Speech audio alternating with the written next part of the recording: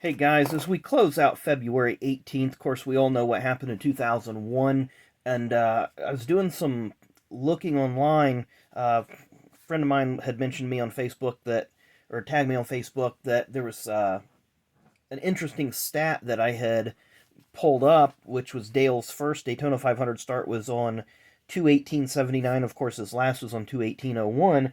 So I went through and looked up all the races that had been held on February 18th and came up with almost an eerie little twist here. The first Daytona 500 held on February 18th was in 1962. That was Ralph's first Daytona 500. He did run in 63, but 1962 was Ralph Earnhardt's first Daytona 500. 1973, the Daytona 500 also ran on February 18th. That was the same year that Ralph Earnhardt passed away. 1979, we mentioned this previously. This was Dale's first Daytona 500 start.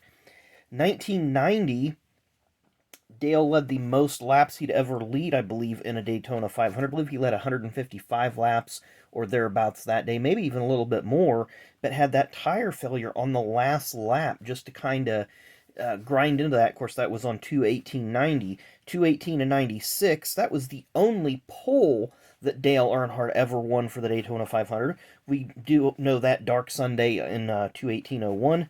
2/18/07, Kevin Harvick beats Mark Martin in a photo finish. Of course, Harvick was the driver hired to replace Dale Earnhardt after his passing.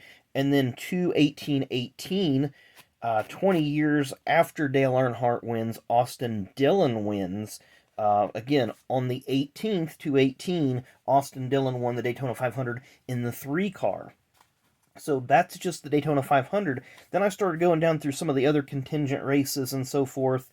The 1989 Goodies 300 was held on 2/18. Dale didn't do anything spectacular, but he ran a green Pontiac because he totaled his car in a practice session a few days before. He was in a car that Greg Sachs had failed to qualify for that race. So I just thought that was an interesting Dale Earnhardt tidbit. I believe he finished third behind Darrell Waltrip, who won that race, and Rusty Wallace was second. 1994 and in 2000, the IROC races were held on 2/18. Dale won both of those. 1995, the Goodies 300 Busch race was held on 2/18. That was the first Busch race post Dale Earnhardt's retirement from the Busch Series. He did not run any more Busch Series races after 1994, so I thought that was kind of an awkward thing because he had won the previous 5 straight in a row. Had he been in this one, he probably would have made it 6. 2011, 10 years to the date of Dale's passing, Michael Waltrip wins his first career truck race. 10 years prior, he won his first career cup race driving a DEI car. 2016, one of the qualifying races was won by Dale Earnhardt Jr., held on 2/18. 2005, the Truck Series ran on 2/18/05. Kerry Earnhardt won the pole for that race. So there just seems to be a lot of direct Earnhardt tie-ins, direct Earnhardt family or business tie-ins there that I just thought were kind of eerie. A couple more that I'm stretching here just a little bit. 2012 in the Bud Shootout. Of course, Jeff Gordon and Dale Earnhardt were longtime rivals. This was the only Cup Series race that Jeff Gordon ever flipped a car.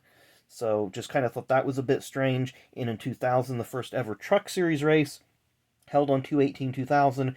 Jeff Bodine nearly died in that huge crash on the front straightaway. Of course, Jeff and Dale were longtime rivals, and this was 1 year to the day before Earnhardt's fatal crash at Daytona. So just some really, really odd things that happen to the Earnhardts on years that the Daytona 500 falls on 2/18. Of course, this year it falls on 2/20.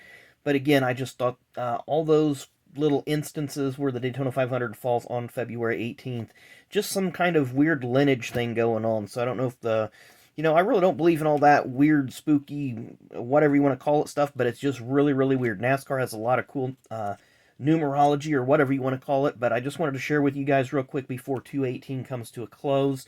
So anyway, hope you enjoyed this video, this information.